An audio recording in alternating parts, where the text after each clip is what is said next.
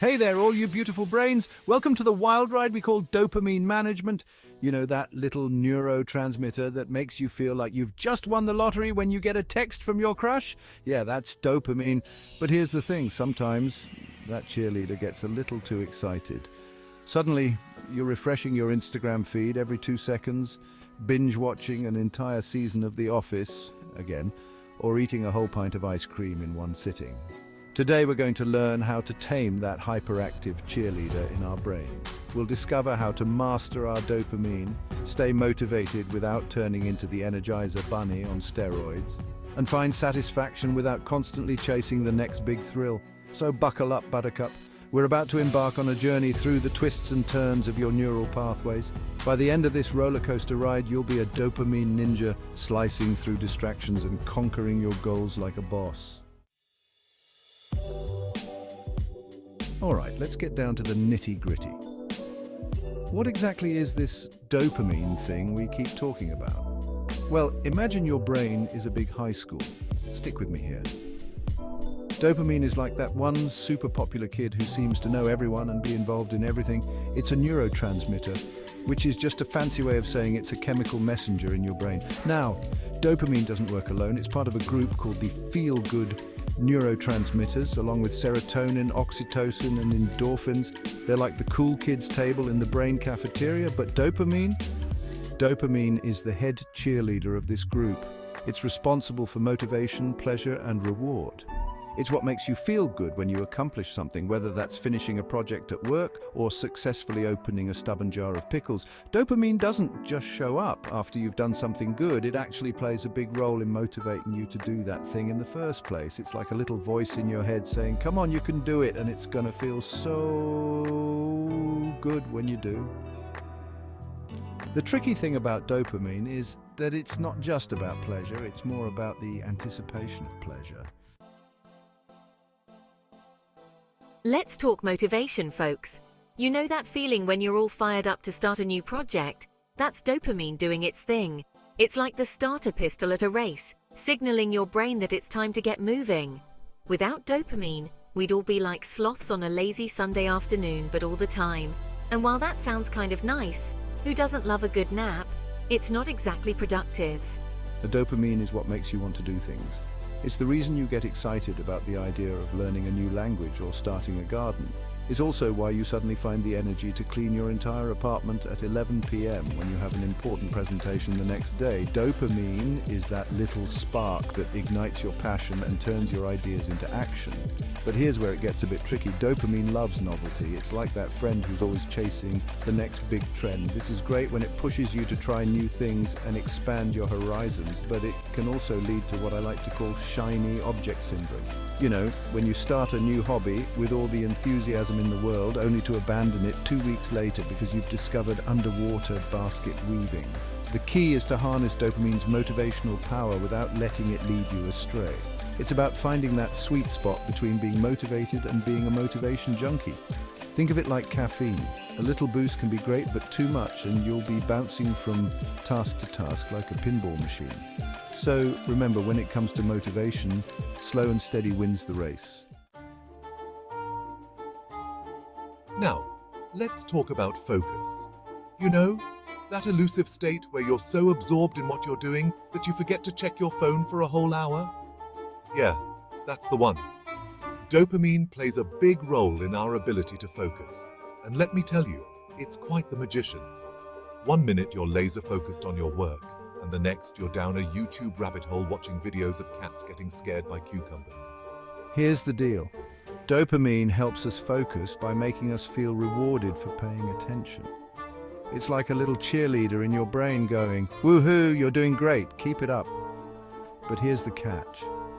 Dopamine is also easily distracted. It's like a puppy that starts chasing its tail in the middle of obedience training. One moment it's helping you concentrate, and the next it's off chasing the next shiny thing that catches its attention. This is why it can be so hard to focus in our modern world. We're constantly bombarded with stimuli that trigger dopamine release. Your phone buzzes, ding, dopamine. You get an email notification, ding, more dopamine. Your neighbor's dog barks at a squirrel, ding, ding, ding, dopamine party, but don't despair. There are ways to train your dopamine to be a better focus assistant. One trick is to break your tasks into smaller, manageable chunks. Each time you complete a chunk, you get a little dopamine boost. Another trick is to minimize distractions. Put your phone on silent, close unnecessary browser tabs, and stop checking your email every 5 minutes. And if all else fails, there's always the tried and true Pomodoro technique. Work for 25 minutes, then take a 5-minute break. Section 5. The pursuit of happiness, dopamine's role in satisfaction. Alright, let's talk about happiness and satisfaction. You know that feeling when you finally find the perfect avocado at the grocery store? That's dopamine at work, folks. It's not just about big accomplishments like getting a promotion or winning the lottery, although those are nice too. Dopamine is all about those little moments of joy that pepper our day-to-day lives. Here's the thing though, dopamine is a bit of a tease. It's more interested in the chase than the catch. Dopamine gets us all excited about the idea of something, but once we actually get it, it's like, meh, what's next? This is why you can spend hours scrolling through Netflix, excited about all the possibilities, only to end up watching The Office for the 47th time. This constant pursuit of the next dopamine hit can lead to what I like to call the hedonic treadmill. You're constantly chasing the next big thrill, but you never really get anywhere. This is why buying that new gadget or getting more likes on your Instagram post doesn't bring lasting happiness. The dopamine high wears off quickly, and you're left wondering why you're not as happy as you thought you'd be. The key is to learn how to find satisfaction in the present moment, rather than always chasing the next big thing. Practicing gratitude, mindfulness, and savoring positive experiences can all help. It's like teaching your inner dopamine dealer to appreciate the slow burn of contentment rather than always chasing the quick high. And hey, if all else fails, there's always chocolate. Section 6, too much of a good thing when dopamine goes wild.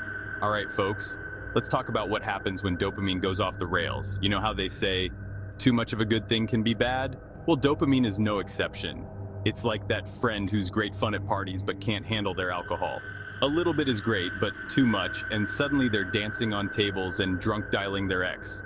When dopamine gets out of control, it can lead to all sorts of problems. Ever found yourself unable to stop scrolling through social media even though you know you should be sleeping? That's dopamine gone wild. Or how about when you can't stop playing that new video game even though your bladder is screaming at you to take a break? Yep, that's dopamine too. This overabundance of dopamine can lead to addictive behaviors. It's not just drugs and alcohol that can be addictive. Anything that gives us a quick dopamine hit can potentially become a problem. Shopping, gambling, even checking your phone can become compulsive behaviors if dopamine gets out of hand. But here's the real kicker. When we constantly flood our brains with dopamine, we start to become desensitized to it. The same thing happens with dopamine. We need bigger and bigger hits to get the same level of satisfaction. So remember, when it comes to dopamine, moderation is key. Section 7. Dopamine detox, giving your brain a break. Now, let's talk about something that might sound a little scary at first. Dopamine detox. No, it's not some weird juice cleanse or a new fad diet. It's basically like a vacation for your brain. You know how sometimes you need to unplug from work and social media to recharge? Well, that's what a dopamine detox does for your brain's reward system. The idea behind a dopamine detox is to take a break from all the things that give you those quick dopamine hits. That means no social media, no video games, no Netflix binges. By cutting out these constant sources of stimulation, you're giving your brain a chance to reset. It's like when you eat nothing but junk food for a week and then suddenly a carrot tastes amazing. You're retraining your brain to appreciate the simpler things in life. Now, I'm not saying you need to go full monk and live in silent meditation for a month. Although if that's your thing, go for it. Even small breaks can make a big difference. Maybe start with a no-phone Sunday or a screen-free evening. At first, it might feel like you're going through withdrawal. You might find yourself reaching for your phone out of habit, only to remember it's not there. You might even experience the dreaded FOMO, fear of missing out. But trust me, the world will keep spinning even if you don't check your Instagram for a day. The beauty of a dopamine detox is that it helps you rediscover the joy in simple activities. Suddenly going for a walk becomes an adventure. Reading a book feels like a luxury. Having a face-to-face conversation with a friend becomes a novel experience. And the part? When you do return to your normal activities, you'll likely find that you enjoy them even more. Just remember, like with any detox, moderation is key. Section 8, the dopamine diet, feeding your brain. Right, all right, let's talk about food, baby. No, we're not going on some crazy cabbage soup diet or anything like that. We're talking about feeding your brain the right way to keep your dopamine levels in check.